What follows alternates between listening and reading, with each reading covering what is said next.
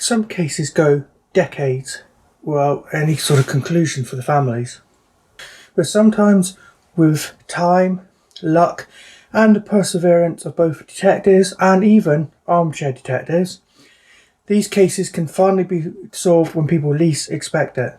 So today in Criminal and Crimson, we actually going to cover not one, not two, but three cases that went absolutely decades.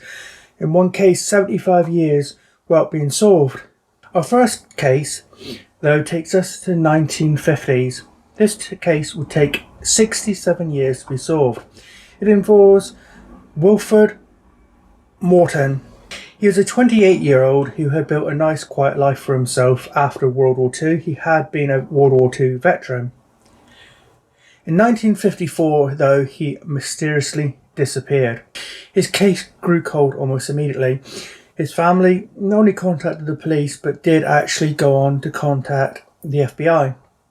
The FBI told them, well, there's not a lot they could do because it was out of their jurisdiction. Basically, the police would have to invite them in before they could actually get involved. But they did do at least one thing, which was they checked his social security number, which is like the national insurance number we all have in the UK. They checked it and it was still registered to a living person. So, that was about all they could tell them, was that the social security number wasn't registered to a deceased person. Now, this is an interesting case because it was actually solved by an armchair detective. So an armchair detective is basically just you and I. It's an ordinary person sitting at home who decides, okay, this case is interesting. Let's Google it, see what information I can find. Let's do my own research. The person, only known as Edward, had seen this case on another YouTube channel. In fact, it doesn't seem to be a very well-known or well-covered case, but he saw it on a YouTube channel called Mysterious WV, Mysterious West Virginia. And he decided to do his own Googling and research, and he found a man with the same name and similar date of birth, although off by a little bit, but almost the same date of birth, etc., had actually died in 1956. One of the things that made this harder for people to know what happened to him was he was out of state. Instead of being in West Virginia, he was in New York when he died, and oddly 2 years later. Now, why did it take so long for him to die? What happened in those 2 years? Well, we'll go into it a little bit later. He died in a single vehicle car accident. There was no other cars, no other people involved. It was just him and his car. He was oddly driving in quite a brand new car at the time as well. He had moved in to a new home without telling his actual family, his actual wife. So basically it looks like he had done a runner.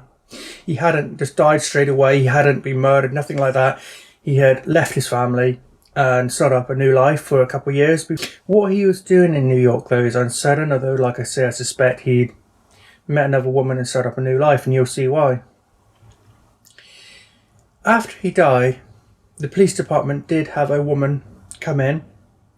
She identified herself as his wife, but it's not his wife who reported him missing.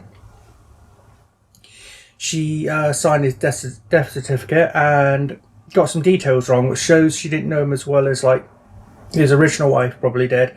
Got a few little details wrong, and or she didn't like where it said like where was he born, she put unknown. So yeah, and so I can sympathise with the police department here, because they thought, okay, we've spoken to his wife, therefore we've spoken to his family, everything's sorted, case closed.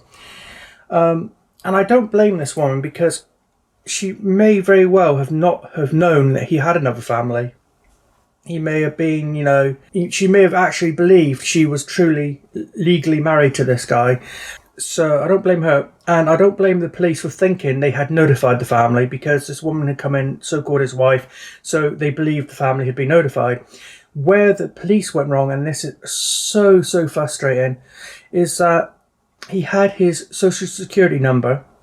He even had it, which is unusual, he even had it tattooed on his leg. Yeah, he even had his tattoo on his leg, yet that didn't ring any bells, with the police. It didn't make him think, oh, social security number, we better contact the department that deals with social security numbers and let them know this number now belongs to a deceased person. Had they done their job properly, had they been thorough, when they notified that department, the FBI, when they investigated briefly, they would have looked up the social security number and seen, oh, the man associated with this number has now become deceased and he died in New York, and case would have been closed. The family and his actual wife would have had closure basically 2 years after he went missing. Case closed. Instead, because of that basically admin error, you could call it, his family went 67 years without knowing what happened, and his wife, I believe his original wife, had died in the meantime. So yeah, I found that case actually very interesting because it's one that was solved by an ordinary YouTube viewer, and also the fact that he hadn't been murdered or something like so many cases you end up seeing, or he hadn't gone and started a new life. Well, he kind of had, but not permanently. He had actually died near the time and nobody knew. We're actually going to go back in time even further in a minute by a couple of decades. By a decade. But first, let's skip ahead and go to our second case, which is in the 1990s. In fact, 1995, right in the middle of the 90s, in the case of the Grateful Doe. In 1995, a young man was found dead in a car crash.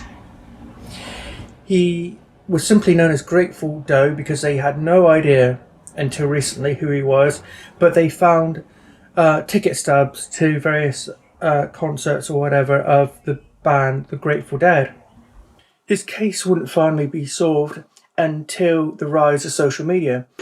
His case was always one that was very popular with the true crime community, so there was always threads on Facebook and Reddit, and that was a good thing because eventually a friend of his actually finally on social media saw a sketch of him, a composite of him, and was like, oh, I know who that is. And finally, after decades, the case was solved and a DNA test was done with his mother, the person they thought was him, and it was. The guy was right after seeing the threads online, and it was finally solved. He is identified as Jason Callahan. He had been estranged from his family for many years, and they had believed he'd simply just wandered off. They thought he'd just, gone off doing his own thing, which he had. He'd probably been following the Grateful Dead band around, going to various concerts of theirs, enjoying himself, when unfortunately he was involved in a car crash in 1995. Now, our last case takes us all the way back, further than the last two cases, to the 1940s, in fact, World War II. Mary Jane Vangilder was a factory worker during World War II. In fact, in 1945, she disappeared from her home in Ohio, leaving behind children who never knew what happened to their mother. Vangilder's case was extremely baffling and one that became very popular as well with the true crime community. Had been working at a factory, like I said, during World War II, and all of a sudden one day she quit her job, citing extra housewife duties. Little unusual, and basically she wasn't ever seen from again. One thing I think probably a lot of people assumed was she'd been murdered by her husband because he was abusive and they were going through a divorce. And I think just before she went missing, she had told her lawyer not to bother with the divorce, which he wanted the divorce. So I think people thought, oh, she cancelled this divorce or tried to. He then, being abusive, killed her. But things aren't quite as they may seem. In 2023, a detective had been working on this case for many, many years. And finally, he cracked it. His name was Adam Turner, and he traced her to Louisiana, where she had started a new life under the name Mary Jane Sebron.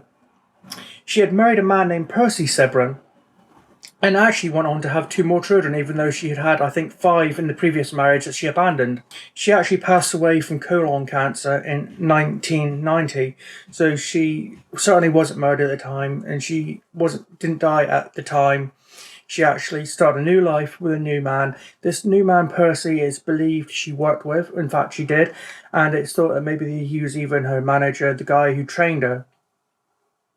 So basically, when she said that she had extra household or extra housewife duties, maybe she was pregnant. But whatever the case, she ran off with basically a manager, started a new life in another state. Later that year, DNA tests would confirm her identity, linking her descendants from her first marriage to those of her later life. After nearly 75 years, the mystery of Mary Jane Vangilder's disappearance was solved. The descendants finally had all their questions answered.